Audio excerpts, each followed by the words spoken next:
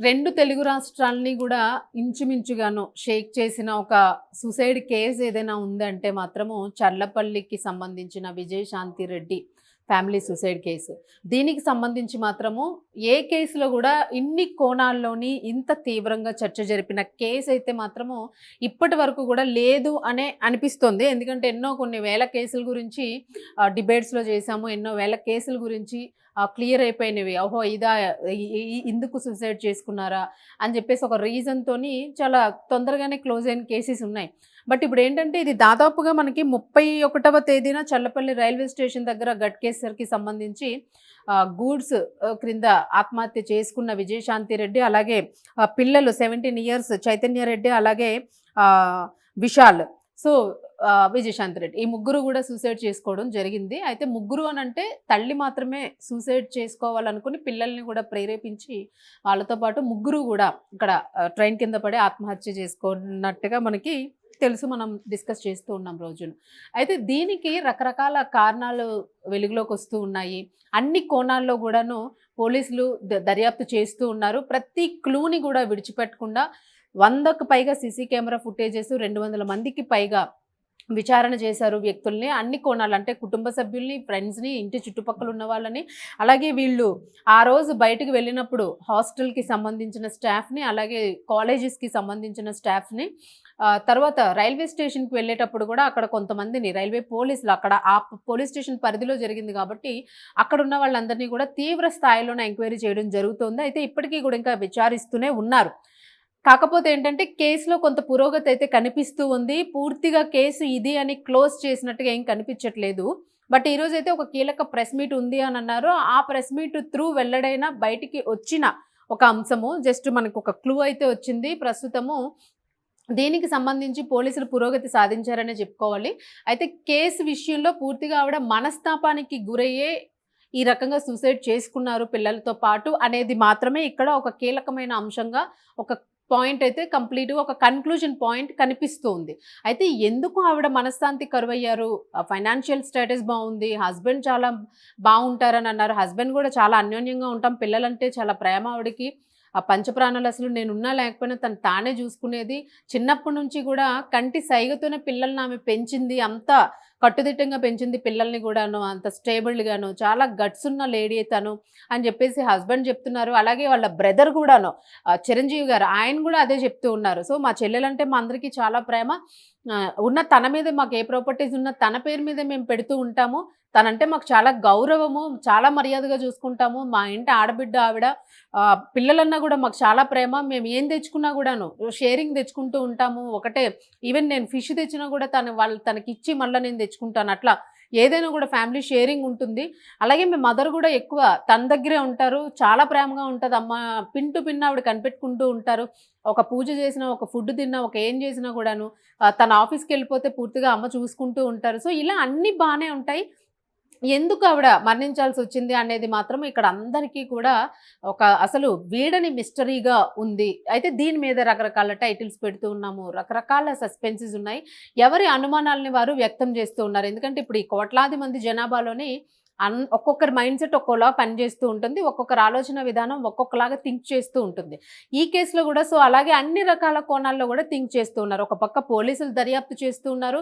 మరో పక్క ప్రజలు కూడాను దాదాపు 31వ తారీఖున అంటే ఈరోజు మనకి 7వ తేదీ ఆల్మోస్ట్ 9 డేస్ అయిపోవచ్చింది. ఈ 9 డేస్‌లోని కూడా ఏ రకంగా చర్చించినా, ఏ రకంగా దర్యాప్తు చేసినా గూడా ఒక పర్టిక్యులర్ క్లూ ఇది దొరికేసింది అన్నది మాత్రం ఈ కేసులో కనిపించలేదు. బట్ ఎక్కడికక్కడ అనుమానిస్తూనే వచ్చారు. హస్బెండ్‌ని గూడా అనుమానించాల్సొచ్చింది. బ్రదర్‌ని అనుమానించాల్సొచ్చింది. తల్లిని గూడా పాపం అనుమానించాల్సొచ్చింది. ఇలా అసలు తను ఒక కూతుర్ని పోగొట్టుకున్నారు. మనవడు, మనవరాల్ని పోగొట్టుకున్నారంటే ఒక కుటుంబాన్ని పోయిన సందర్భంలోని రకరకాల ప్రశ్నలకి గురవుతూ గూడా వాళ్ళు సమాధానం ఇస్తూనే ఉన్నారు. ఎన్నో రకాల ప్రశ్నలు వాళ్ళ మీద సంధిస్తూ వచ్చారు. ఒక పక్క భర్త ఏదైనా టార్చర్ చేసుంటాడా? భర్త ఇంటర్నల్‌గా చెప్పుకోలేని సమస్యలు ఏమైనా ఉన్నాయా? అనే కోణంలో గూడా పాపం వాళ్ళని ఇన్వెస్టిగేట్ చేస్తూ వచ్చారు. అయితే పోలీసులు ఒక్కటే గాదు. ప్రజలు రకరకాలుగా సంధిస్తూ ఉన్నారు. మీడియా రకరకాలుగా సంధిస్తుంది. ఎవరి ఎవరి వేలోన వాళ్ళు వాళ్ళని ప్రశ్నలు సంధిస్తూ కూడా ఏదో ఒక నిజం దొరకకపోతుందా? అంటే ఆ ముగ్గురు ఒకేసారి పిల్లలు కూడా చనిపోవడం వలన ప్రతి ఒక్కరికి కూడా ఇది చాలా అత్యంత బాధాకరమైన విషయము. ప్రతి ఇంట్లో కూడా ఈవెన్ ఈ రోజుకి కూడా చర్చ జరుగుతూనే ఉంది దాని గురించి. ప్రతి ఇంట్లోనే ఏమై ఉంటుంది? ఏమై ఉంటుంది? ఈ కారణం అయ్యి ఉంటుందా?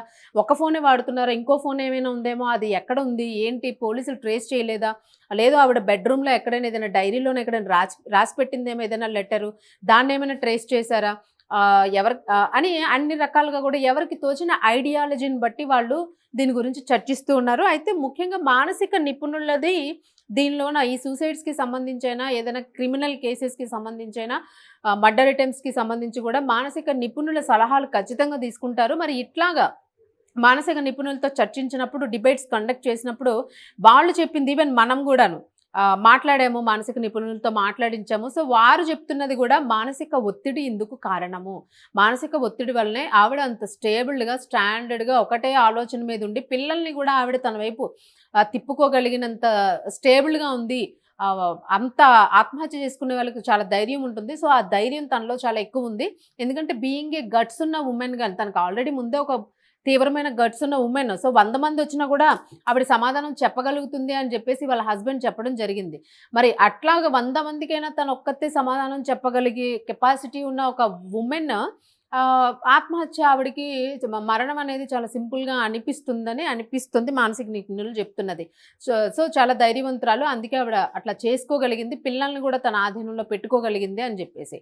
అయితే దీనిలో ఏంటంటే ఇంకొక రకంగా చూసుకుంటే అన్ని కోణాల్లోను అంటే ఆస్తి తగాదాలేమైనా ఉన్నాయేమో. ఎందుకంటే బ్రదర్ చెప్పిందేంటంటే ప్రతి ప్రాపర్టీని గూడా మేము తన పేరు మీద పెడుతూ ఉంటాం. మాకు చాలా అచ్చొచ్చే హ్యాండ్. ఆవిడ మీద పెడితే మాకింకా ప్రాపర్టీ వృద్ధి చెందుతుంది. అందుకే తనకి మేము చాలా విలువిస్తాము. ఒక దేవతలాగా చూసుకుంటామని. నిజంగానే ఆ సెంటిమెంట్ చాలా మందికుంటుంది. మేబీ అది గూడా పాయింట్ కరెక్ట్ అయ్యి ఉండొచ్చు. నిజంగానే పెడతారేమో. ఎందుకంటే ఒక అన్నదమ్ముడికి చెల్లెల మీద ఎంత ప్రేమ ఉంటుందో మనం చూస్తాం. ఎక్కడో కొన్ని క్రిమినల్ మెంటాలిటీస్ ఉంటాయి. బట్ ఆయన చెప్తున్న ప్రతి మాటలో గూడా ఆ ఆవేదన కనిపిస్తుంది. అలాగే వాళ్ళ మదర్ గూడాను ఒక తల్లి బిడ్డల్ని, మనమల్ని చంపుకోవాలని ఎంత ఆస్తి ఇది ఉన్నా గూడా అలా ఆలోచించే మెంటాలిటీ లాగా ఆవిడెక్కడ కనిపించడం లేదు. ప్రజలు రకరకాలుగా ఆలోచిస్తున్నప్పటికీ గూడా ఈ కోణం అయ్యుండకపోవచ్చు అని ఆలోచించే వాళ్ళు గూడా చాలామంది ఉన్నారు. సో, అనవసరంగా లేని ఆరోపణలు వేస్తున్నారేమో అని జెప్పేసి గూడా అనిపిస్తుంది ఈ కేసులోని. బట్ ఏది ఏమైనప్పటికీ గూడా ఇక్కడేంటంటే ప్రతీదీ అనుమానించాల్సిన పరిస్థితనమాట. సో, అందువలన ఒక్కొక్కరు ఒక్కొక్కరి అభిప్రాయాన్ని తెలియజేస్తూ ఉన్నారు. వాళ్ళని పర్సనల్‌గా హర్ట్ చేయాలనైతే మేబీ కాకపోయి ఉండొచ్చు. అంటే ముగ్గురు మరణించారంటే ఎవరికైనా ఒక కోపము, ఒక బాధ, ఒక కసి ఉంటాయి. ముగ్గురు చావుకి ఎవరు కారణమై ఉంటారు, దొరికితే వదిలిపెట్టకూడదు వీళ్ళని అని ఆలోచిస్తాం. ఒక్కళ్ళని చంపితేనే మనం వీడిని వదలకూడదు అని జెప్పేసి అంటాం. ఒక్కడిని చంపినా ఉరిశిక్షే చట్టపరంగాను. మరి అట్లాంటిది ముగ్గురు చనిపోవడానికి కారణమైన రీజన్ ఏమై ఉంటుందని ప్రతి ఒక్కరి మెదడుని గూడా తొలిచేస్తూ ఉంది. సో, మనం గూడా అనేక రకాలుగా డిస్కస్ చేస్తూ వచ్చాము. మానసిక నిపుణుల సలహాలు గూడా తీసుకున్నాం మనం. సో, మన దగ్గర గూడా మానసిక నిపుణులు చెప్పిందేంటంటే ఆవిడకి వర్క్ ప్రెషర్ ఎక్కువుంది. అండ్ హస్బెండ్ దుబాయ్‌లో ఉంటారు. పిల్లలు హాస్టల్‌లో ఉంటారు. అన్నయ్య ఉంటారు. అలాగే అమ్మ అంటే దగ్గరగా ఉన్నప్పటికీ గూడా తనేదో ఒంటరితనాన్ని ఫీల్ అవుతుంది. అది బయటకి చెప్పుకోలేకపోతుంది. అంటే ఒకవేళ భర్తకి నేనిలా ఒంటరితనం ఫీల్ అవుతున్నాను, మీరొచ్చేయండి ఇక్కడికి అనంటే ఫైనాన్షియల్‌గా ఆలోచించాల్సొస్తుంది. సో, ఇలా అంటే ఆయన ఒకవేళ వదిలేసి వచ్చేస్తారేమో ప్రేమతోని. అప్పుడు మళ్ళా ఫైనాన్షియల్ బర్డెన్స్ ఎక్కువవుతాయేమో అని జెప్పేసి గూడా ఆవిడ దాన్ని అణగదొక్కుకొని ఆవిడకున్న ప్రేమని, బాధని, ఆ దగ్గరతనాన్ని అణిచిపెట్టుకొని ఆవిడ ఇన్నాళ్ళు భరించి ఉండుండొచ్చు. ఫైనాన్షియల్‌గా ఇంకా మనం నిలదొక్కుకోవాల్సిన అవసరం ఉంది అని జెప్పేసి. బట్ ఇంకో కోణంలో ఆలోచిస్తే ఏంటంటే, మరీ అసలు ఏమీ లేని వాళ్ళు గూడా ఈ రోజుల్లో ధైర్యంగా ఉండి బ్రతికే ప్రయత్నం చేస్తూ ఉన్నారు. ఒక సంతుల్లు ఉండదు. ఒక ఒక స్కూటీ ఉండదు తొక్కడానికి. అసలు బస్సు ఎక్కడానికి గూడా చాలామంది పైసలు లేని వాళ్ళున్నారు.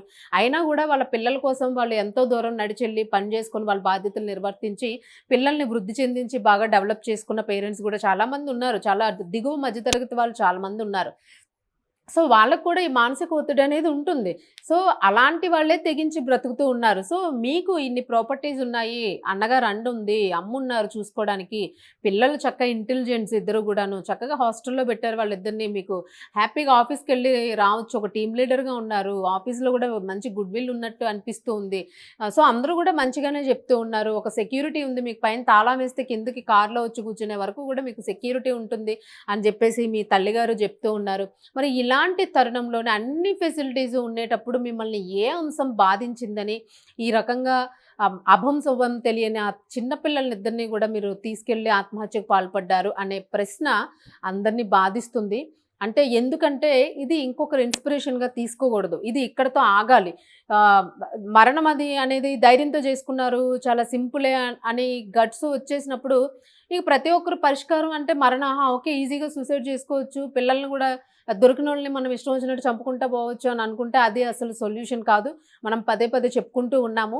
ఆ చావు దానంతట అది రావాలి తప్ప మనం దాని దగ్గరికి ఏరుకోరిపోయి ఎళ్ళేది అది మరణం కాదు. ఆ మరణానికి విలువ గూడా ఉండదు. సో, నిజంగానే నేచురల్‌గా చనిపోయున్నా, లేదు ఆవిడ ఒక్కరే ఏదైనా చేసుకొని ఉండున్నా ఇంత డిస్కషన్ ఉండేది కాదు. ఇన్ని కోట్లాది మంది దాని మీద మైండ్ పెట్టి ప్రతి ఒక్కరింట్లో డిస్కస్ చేయాల్సిన అవసరం ఉండిండేది కాదు. అలాగే మిమ్మల్ని ఎంతో ప్రేమగా చూసుకుంటున్నామో అన్న అన్నదమ్ముని గాని, తల్లిని గాని, భర్తని గాని అనుమానించాల్సిన అవసరం కూడా ఈరోజు వచ్చుండేది కాదు. బట్ ఇప్పుడేంటంటే ప్రతి అడుగుని గూడా అనుమానించాల్సిన పరిస్థితొస్తోంది. ఎందుకంటే కొన్ని చోట్ల ఇలాగ గూడా ఫ్యామిలీ ఇష్యూస్ ఆహ్, ఆస్తి తగాదాలు జరుగుతూ ఉంటాయి. ఇలాగే చాలా మందిని గూడా చంపేస్తూ ఉంటారు. సో, ఆ కోణంలోనే పోలీసులు తమ వృత్తిని తప్పదు గాబట్టి ధర్మంగా నిర్వర్తిస్తూ ఉన్నారు. ఈ కోణంలోనే ప్రతిదాన్ని అనుమానిస్తూ వచ్చారు. ఈవెన్ సీసీ ఫుటేజ్‌ని రైల్వే స్టేషన్‌లో ఎవరో ఒక వ్యక్తి బ్యాగ్ వేసుకొనెళ్తేనే అటెళ్ళినప్పుడు బ్యాగుంది, ఇటొచ్చినప్పుడు బ్యాగ్ లేదు. ఈయన వెళ్ళిన దారిలోనే వాళ్ళు గూడా వెళ్లారు. సో, ఈ వ్యక్తికి ఏదో తేడా కొడుతున్నాడని అతన్ని గూడా అసలు తెలియని వ్యక్తిని గూడా అనుమానించారు. అది కాదు అని నిర్ధారించుకున్నారని చెప్పారు. అలాగే హాస్టల్‌లో గూడా ఎవరో ఒక వ్యక్తి దూరంగా ఉండి వీళ్ళని గమనిస్తూ ఉన్నాడు అని జెప్పేసి అనుమానించాల్సొచ్చింది. మరి అది గూడా కాదు అని నిర్ధారించుకున్నట్లున్నారు అని జెప్పేసి కూడా ఒక ఇదైతే వెల్లడైంది.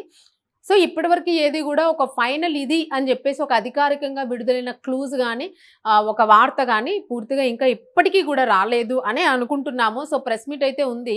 కీలకమైన అంశాలకు సంబంధించిన ప్రెస్ మీట్ అన్నారు.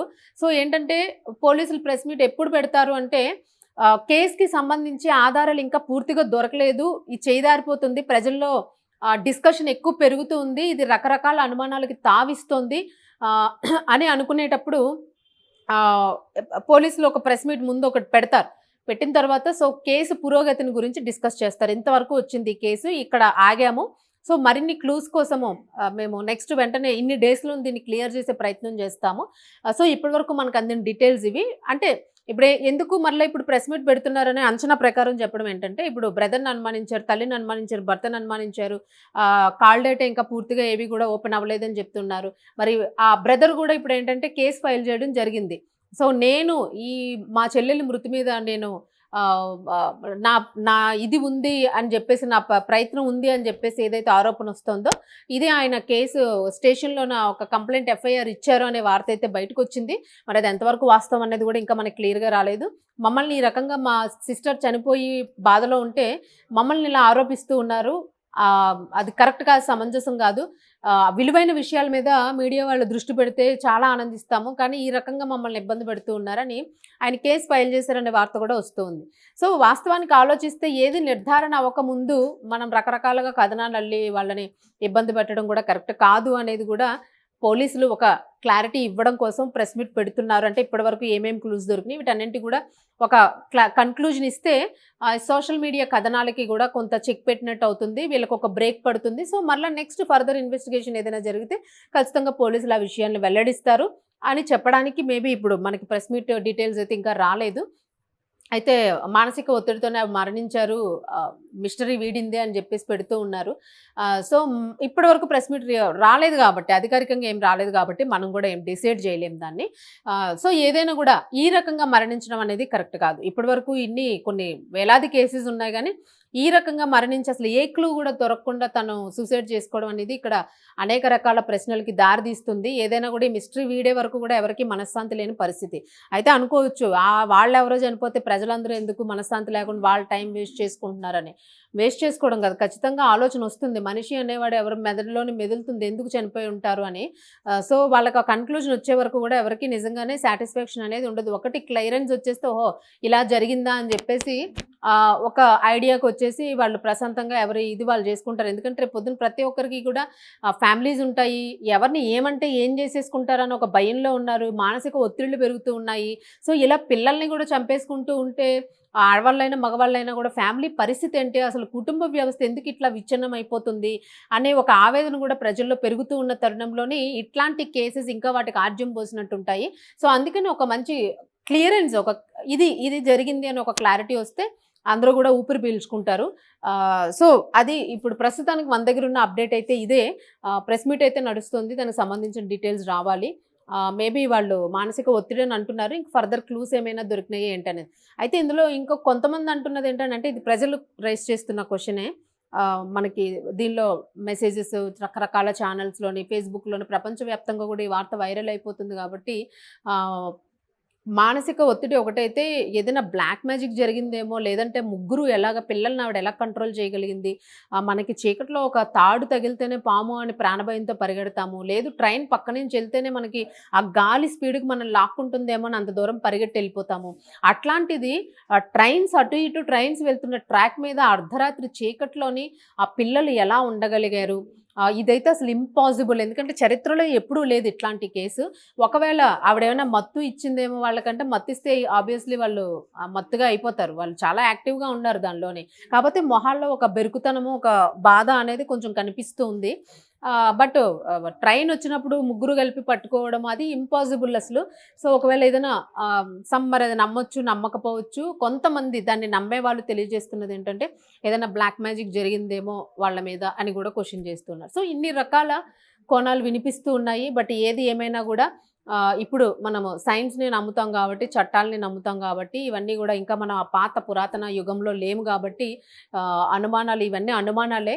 ఆహ్, వాస్తవానికి అది కాదు అనేదైతే తెలుసుకోవాలి. బట్ ఏదైనా మానసికంగా మీకు ఎలాంటి ఇబ్బందున్నా మానసిక నిపుణుల్ని కలిసే ప్రయత్నం చేయండి. ఇలా ఆత్మహత్యలకు మాత్రం దయచేసి మీరు పాల్పడకండి, ప్రేరేపించకండి పిల్లల్ని. పాపం వాళ్ళకేం తెలీదు, ప్రపంచం తెలియని చిన్న పిల్లలు. ఎంతోమంది తిండికి లేని వాళ్ళు గూడా ఆత్మహత్య చేసుకుంటే తల్లి పోయినా, తండ్రి పోయినా ఎవరో ఒకరు పెంచుతారు. వాళ్ళు పెరుగుతారు లేదా అనాథాశ్రమంలో పెరుగుతారు. ఇబ్బందేమీ లేదు. కానీ మీరు అనవసరంగా వాళ్ళని చంపేసే హక్కు మీకెవరు ఇవ్వలేదు. దయచేసి ఇట్లాంటివి మాత్రం చెయ్యొద్దే తల్లిదండ్రులు గూడాను. నిజంగా చాలా బాధనిపిస్తుంది. ఇలా రోజు ఇట్లాంటి కథనాలు చెప్తూ ఉంటే సైకలాజికల్‌గా అసలు ఆ మైండ్ గూడా అసలు ఏం ఆలోచిస్తున్నామో మనకు తెలియలేని పరిస్థితి కనిపిస్తూ ఉంది. బట్ దయచేసి ప్రతి ఒక్కరు గూడా స్టేబుల్‌గా ఉండడానికి ప్రయత్నం చేయండి. సమస్య ఏదున్నా పరిష్కారం ఖచ్చితంగా ఉంటుంది. పరిష్కరించుకోవడానికి ప్రయత్నం చేయండి. అది గుర్తుపెట్టుకోండి. అందరూ జాగ్రత్తగా ఉండండి. అండ్ ఈ కేస్‌కి సంబంధించిన అప్డేట్ రాంగానే మీకు ఇచ్చే ప్రయత్నం అయితే చేస్తాము. రకరకాల అనుమానాలు వ్యక్తపరుస్తూ ఉన్నారు. అనవసరంగా మీరు మెంటల్ స్ట్రెస్ తీసుకోకండి. ఎందుకంటే పోలీసులు ఖచ్చితంగా ఈ కేసుని ఛేదిస్తారని ఒక నమ్మకం ఉంది మనకి. ఏదో ఒక క్లూ అయితే ఖచ్చితంగా విడిచిపెట్టి వెళ్తారు. దొంగలైనా, ఆత్మహత్య చేసుకున్నోళ్ళైనా, హత్య చేసిన వాళ్ళైనా క్రైమ్‌లోనే ఖచ్చితంగా ఒక క్లూ దొరుకుతుంది. ఇది మనందరికీ తెలిసిన వాస్తవం. చూద్దాం ఏ క్లూ ద్వారా ఆవిడ మనసు ఎందుకలా చేసుకున్నారు అనే విషయం బయటపడుతుందనేది మన మన మనసులో ఉన్న సస్పెన్స్ అయితే వీడే సమయం అయితే దగ్గర పడిందనే అనుకోవాలి మనం.